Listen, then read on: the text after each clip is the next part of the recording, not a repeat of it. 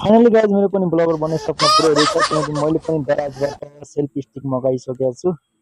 यो लगभग 300 जति पर्यो तर डेलिभरी चार्ज महँगो पर्यो के लगभग यो गरेर 500 जतिमा यो पठाइदिएर त यो लगभग 3 दिनमा अर्डर गरेदेखि 3 दिनमा पठाइदियो। अनि अब हेरौँ यो कस्तो क्वालिटीमा पठाइदियो, कतिको राम्रो क्वालिटी छ, भिडियोमा हेर्दा त राम्रै थियो।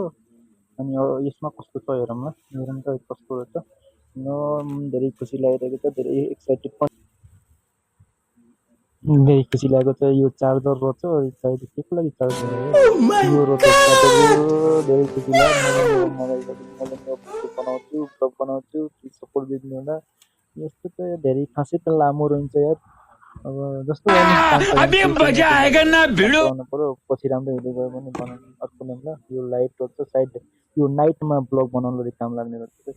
अनि यो लाइटै चार्ज गर्नलाई यो डाटा केबल दिएर छ, तर एडाप्टर दिएर हुन्छ।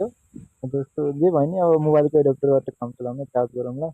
अनि यो यसरी हालेर यहाँ हालेर अनि चार्ज गर्नु मिल्ने रहेछ क्या होइन। अनि त्यसपछि अब साथै अब यसमा ब्लुटुथ पनि रहेछ है।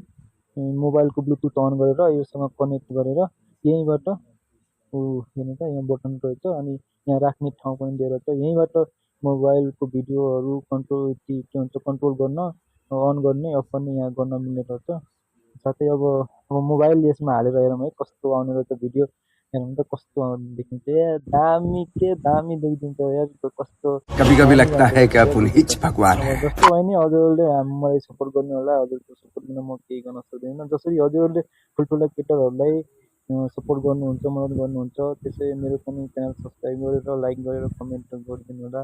म प्रत्येक कमेन्टको रिप्लाई दिनेछु त साथीहरू अर्को भिडियोमा भेटौँला। प्लिज मेरो च्यानललाई सब्सक्राइब गरिदिनु होला, प्लिज सपोर्ट गरिदिनु होला। भेटौँ अर्को भिडियोमा।